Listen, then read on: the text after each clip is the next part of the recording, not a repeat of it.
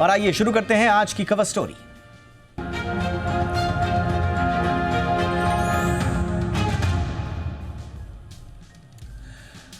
राहुल गांधी ने प्रधानमंत्री नरेंद्र मोदी और गृहमंत्री अमित शाह पर बड़ा आरोप लगाया है। राहुल गांधी ने कहा कि सरकार ने शेयर बाजार पर भ्रम फैलाया।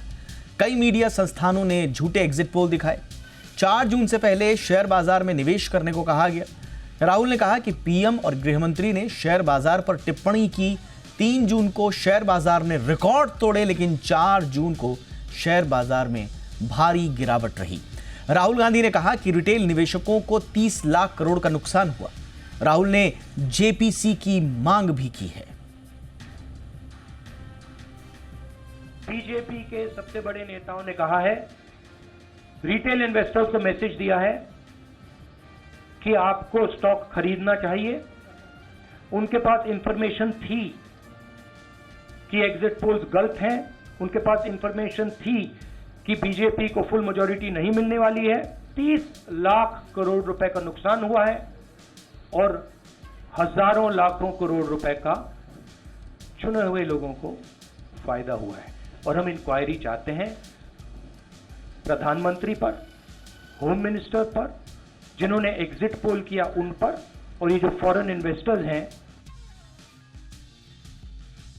दोनों इंटरव्यूज जो किए गए थे वो अदानी जी के जो चैनल्स हैं उनको दिए गए थे।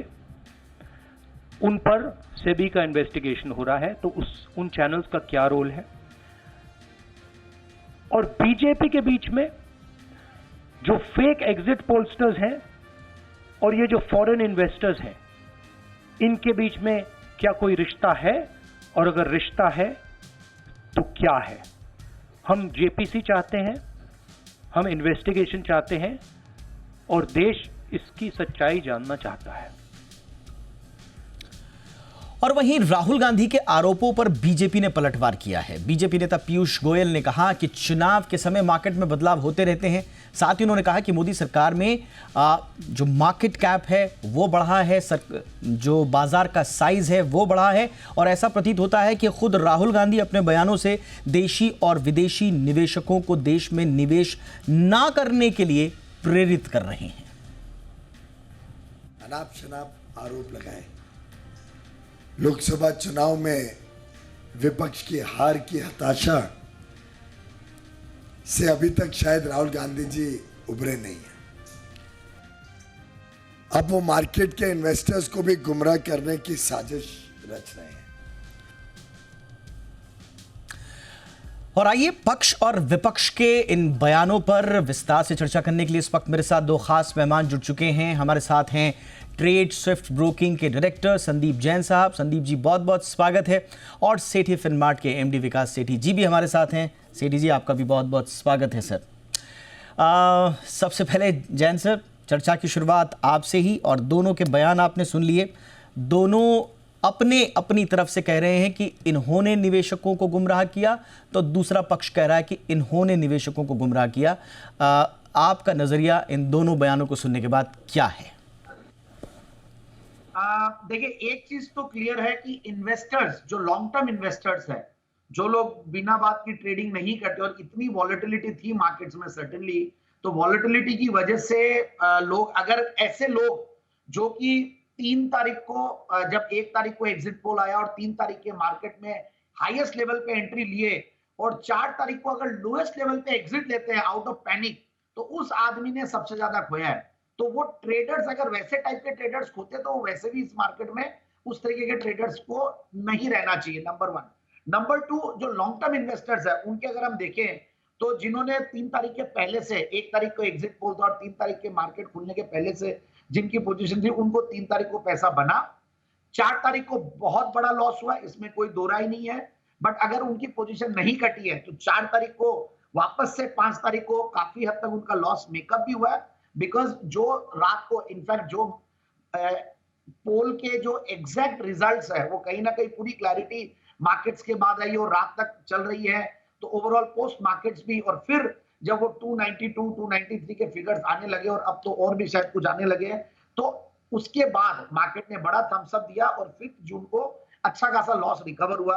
6 जून को ऑलमोस्ट आज का जो मार्केट है उसमें काफी लॉस रिकवर हुआ है। ये जरूर है कि एग्जिट पोल्स गलत हुए हैं और एग्जिट पोल इतने जरूरत से ज्यादा गलत हुए, वो भी एक क्वेश्चन मार्क तो है, इसमें कोई दो राय नहीं है। बट मैं ये कहूंगा कि ट्रेडर्स और इन्वेस्टर्स को दोनों को अलग तरीके से रखना चाहिए। जो ट्रेडर्स है वो इतनी वॉलेटिलिटी में, जो विक्स हर इलेक्शन के पहले बहुत बढ़ता है, तो उसका भी ध्यान रखें। और ट्रेडिंग करते हैं तो आपके लॉस लग सकता है, वो अपने स्टॉप लॉसेस और टारगेट्स के साथ करेंगे। बाकी वापस से उस जगह पे ही पहुंच गया, उससे बेटर हो चुका है मार्केट, क्योंकि बीजेपी की जो 3.0 है उसको बड़ा थम्स अप मिला मार्केट्स को। बट एक जरूर है कि एफआईआईज इनफैक्ट कंटिन्यूअसली सेलिंग कर रहे थे, और जो पोल एग्जिट पोल्स वो इनफैक्ट इतने गलत होना, ये दोनों कहीं ना कहीं काफी हद तक कुछ ना कुछ तो क्वेश्चन मार्क है इसमें। और जो पोलस्टर्स, जो एग्जिट पोल्स जो गलत हुए हैं, उस चीज की सर्टेनली ये एक बहुत बड़ा एक क्वेश्चन मार्क है। बट अगेन, इस तरीके के जो एलिगेशंस अगर करंट गवर्नमेंट के ऊपर लगते हैं तो it is not right for the Indian investors confidence in the markets also, and at the same time एक अच्छा पिक्चर नहीं देता इंडिया का बाहर के इन्वेस्टर्स को और एफआईआईज को। So let's see. बाकी मेरे हिसाब से बहुत ज्यादा मैं स्ट्रांगली कोई भी ओपिनियन ये नहीं देना चाहूंगा कि कौन गलत है कौन सही है। बट एक चीज जरूर है, जो इन्वेस्टर्स है लॉन्ग टर्म इन्वेस्टर्स, उनका पैसा आज ऑलमोस्ट पूरा का पूरा मेकअप होके शायद वो better of he. Absolutely. Sethi sir, आपका भी इस पे टेक लेना चाहेंगे। और मार्केट और नेताओं की बयानबाजी, मैं किसी एक पक्ष या विपक्ष की बात नहीं कर रहा हूं, मैं इन जनरल नेताओं की बयानबाजी और उसका जो इम्पैक्ट उसके बाद निवेशकों पर पड़ता है, इस पर कम से कम एक अरसे बाद बहस ज़रूर हो रही है। इस पर आपका टेक क्या है? क्या वाकई में किसी ने कहा और किसी ने पैसे लगा दिए, और किसी ने कहा और किसी ने पैसे निकाल लिए, इतना ज़्यादा इन्फ्लुएंस होता है नेताओं की बयानबाजियों का? हाँ बिल्कुल दीपक, गुड इवनिंग। पहले तो ये जो भी हुआ है या जो स्टेटमेंट्स आए हैं, जो प्रेस कॉन्फ्रेंस में कांग्रेस पार्टी ने कहा, या मतलब डोंट टेक मी पॉलिटिकली, मैं जस्ट प्योरली स्टॉक मार्केट के हिसाब से इसको एनालाइज कर रहा हूँ कि 30 लाख करोड़ का जो पहले तो नुकसान की बातें हो रही है वो एक नॉशनल नुकसान होता है। वो मार्केट कैप रिड्यूस हुआ वो उस दिन के लिए, और वो अनलेस आप बुक नहीं करो तो किसी को नुकसान नहीं होता। और उसमें भी अगर आप वो 30 लाख करोड़ को देखेंगे तो जो कंपनियों के प्रोमोटर्स है, मैक्सिमम नुकसान नॉशनली भी उनको होता है, बिकॉज प्रोमोटर्स 60-70% ओनरशिप रखते हैं। अगर आप पीएसयू स्टॉक्स की बात करें तो गवर्नमेंट ऑफ इंडिया को वो नॉशनल नुकसान हुआ, या जो बड़ी कंपनियों के प्रोमोटर्स हैं उनको वो नॉशनल नुकसान हुआ। उसके बाद एलआईसी है या एफआईआईज है या इंस्टीट्यूशंस है उनको है। तो रिटेल इन्वेस्टर्स जो है, और इन्वेस्टर्स जब हम वर्ड यूज करते हैं तो उनको तो मुझे नहीं लगता किसी को कोई इससे ज्यादा फर्क पड़ा, बिकॉज रिटेल इन्वेस्टर्स जो प्योरली इन्वेस्टर्स है वो तो लंबी अवधि के लिए होते हैं, तो वो उस दिन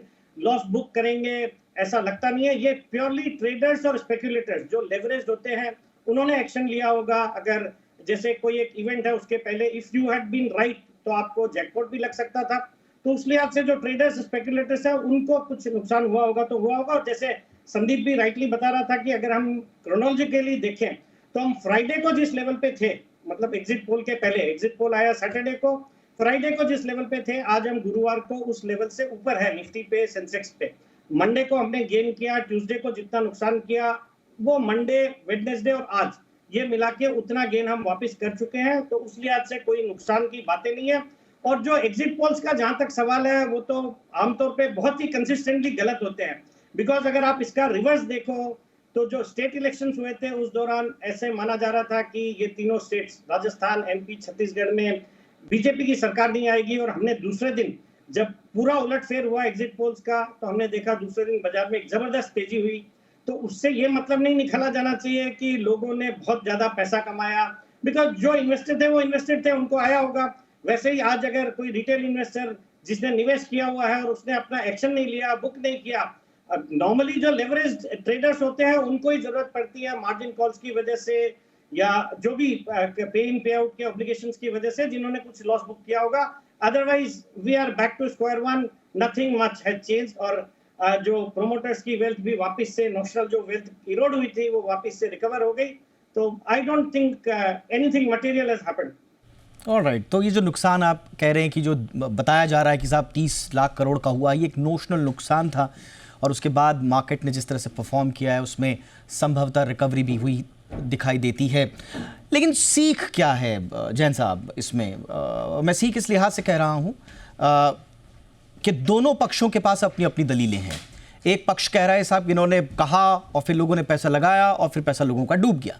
अब दूसरा पक्ष कह रहा है कि साहब ये तो होता ही है एग्जिट पोल्स में, इस तरह से मार्केट ऐसे ही काम करते हैं। आप जो कुछ कह रहे हैं अलबत्ता उससे ऐसा लग रहा है कि आप अब लोगों को आने ही नहीं देना चाहते, कमाने ही नहीं देना चाहते। क्या आपको लगता है इसमें पॉलिटिकल पार्टीज को अपने पॉलिटिकल दायरे में रहें, हर तरफ के लोग बाजार या बाजार से जुड़ी हुई बातें जब भी इस्तेमाल करें तो सोच समझ के करें? बड़ी संवेदनशील चीज है, देश की जनता के पॉकेट से जुड़ी हुई चीज है। नहीं, ये आपने बहुत अच्छा बोला, दोनों साइड के ही लोग अपने अपने दायरे में रहे।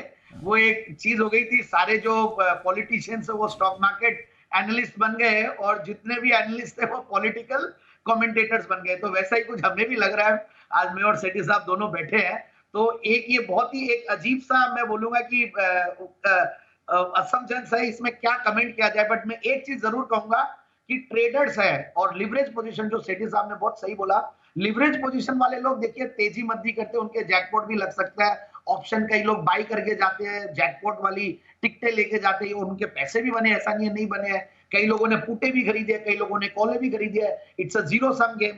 At the same time retail investors, promoters की वेल्थ है, रिटेल इन्वेस्टर 8 से 10% या 12% होंगे, वो एग्जैक्ट फिगर्स याद नहीं, उतना ही retail investors. So long term निवेशक को तो लॉस नहीं लगा, it was purely notional, but yes it was very very frightening. जो भयावह सिचुएशन थी, हम तो खुद भी स्टूडियो में थे उस दिन, वो एक बहुत ही डेंजरस सिचुएशन थी। और जब इतना मार्केट टूटता और 21,200 पे अगर गलती से कोई लॉन्ग टर्म इन्वेस्टर भी कट गया तो उसके जरूर से लॉस लगा। But at the same time 21,881 पे बंद हुआ मार्केट और फिर वापस से बाउंस बैक किया। सो बहुत सारे लेवल्स थे जिसको मार्केट ने रेस्पेक्ट भी किया, but at the same time results भी ऐसे कोई एक्स्ट्राऑर्डिनरी तोड़फोड़ आए नहीं थे इलेक्शंस के। तो मार्केट को जैसे रिएक्ट करना था वैसा किया है। इस चीज को मैं भी कई एनालिस्ट लोगों से डिस्कस किया हूं।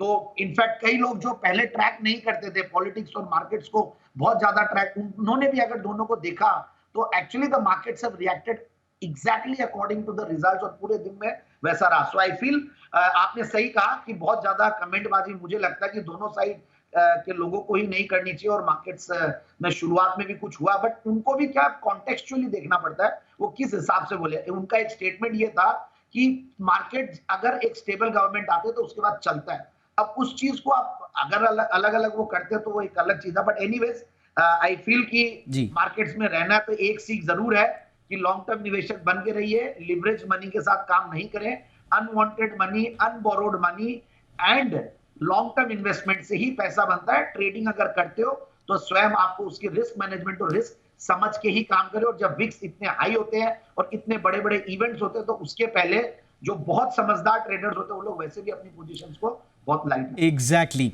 तो पॉलिटिकल पार्टीज के लिए इसमें सीख निकल कर ये आती कि देखिए ट्रॉफी मत बनाइए बाजार को अपने अपने लिए कि जोश में आके आपने कुछ बोल दिया और फिर दूसरी तरफ ने उसको कंधे पे रख के बंदूक चलाने वाली बात होगी। तो अपनी अपनी ट्रॉफीज़ न बनाएं। बाजार एक बहुत ही सोच समझ कर आगे बढ़ने वाली चीज़ है। इसमें एक निवेशक के लिए सेठी साहब, ट्रेडर्स के लिए भी जैन साहब ने बताया, लेकिन अपार्ट फ्रॉम ऑल इसमें एक निवेशक के लिए क्या सीख है? तुरंत किसी की बातों में अगर इन्फ्लुएंस होके अगर आप आ रहे हैं या जा रहे हैं, जी बिजनेस बार बार ये कहता आया है कि भाई अपनी रिसर्च भी कर लीजिए, अपने हिसाब से पूरी रिसर्च करने के बाद ही अपना कदम उठाएं। तो इसमें एक आम निवेशक के लिए क्या सीख मिलती है सर? सबसे बड़ी सीख दीपक निवेशक के लिए यही है कि शेयर बाजार में कभी भी पैनिक बाइंग, पैनिक सेलिंग नहीं करें।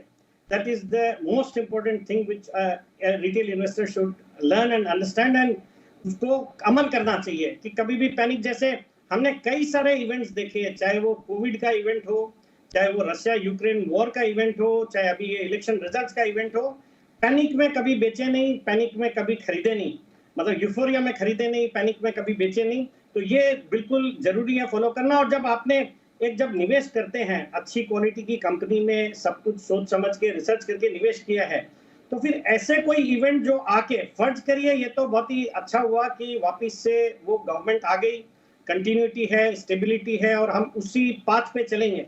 फर्ज करो ये नहीं भी होता तो एक रिटेल निवेशक जिसने लंबी अवधि के लिए निवेश किया है उसको कोई घबराने की जरूरत नहीं है। ये वापिस से कोई भी गवर्नमेंट आती है, आज हम तो ऐसे स्टेज में है एज इंडिया कि कोई भी गवर्नमेंट आती, हम हो सकता है गवर्नमेंट का सपोर्ट रहे तो हम 8% की दर से ग्रो करें, बट अगर गवर्नमेंट की सपोर्टिव पॉलिसी नहीं भी होगी तो भी 7% की दर से हम ग्रो करेंगे। इस तरह के माहौल में है, तो नथिंग टू वरी। बाकी पैनिक बाइंग, पैनिक सेलिंग नहीं करनी चाहिए और अपने स्टॉक्स में रिसर्च करके अगर लेंगे तो कॉन्फिडेंस भी रहेगा। और इस तरह के फॉल में अगर आपको रिसर्च किया हुआ स्टॉक है तो आपको और ऐड करने की, एवरेज करने की हिम्मत भी बनती है। तो do your own research, do not just listen to experts या जो भी है। आप अपने फाइनेंशियल एडवाइजर से कंसल्ट करें, खुद की रिसर्च करें और पैनिक बाइंग और पैनिक सेलिंग कभी नहीं करें। तो बिल्कुल, अब इसमें देखिए राजनीतिक रूप से क्या होगा आगे, जेपीसी बनेगी नहीं बनेगी वो सब भविष्य बताएगा। और राजनीतिक रूप से ये आरोप प्रत्यारोप अभी मुझे लगता नहीं है कि ये थमेंगे, ये चलते रहेंगे। लेकिन हम एक निवेशक के लिए, जो सेठी साहब कह गए और जैन साहब ने शुरुआत ही उससे की थी, ट्रेडर्स हो या इन्वेस्टर्स हो, रिसर्च एंड रिस्क असेसमेंट ये करना बहुत ज़रूरी है। सिचुएशन कोई भी हो, रिसर्च ना छोड़ें, रिस्क असेसमेंट करना ना भूलें। और यही मुझे लगता है कि एक आम निवेशक के लिए इसमें सीख निकल कर आती है। बहुत बहुत शुक्रिया आप दोनों का। जैन साहब थैंक यू सो मच वक्त निकालने के लिए। सेठी साहब thank you so much sir वक्त के लिए।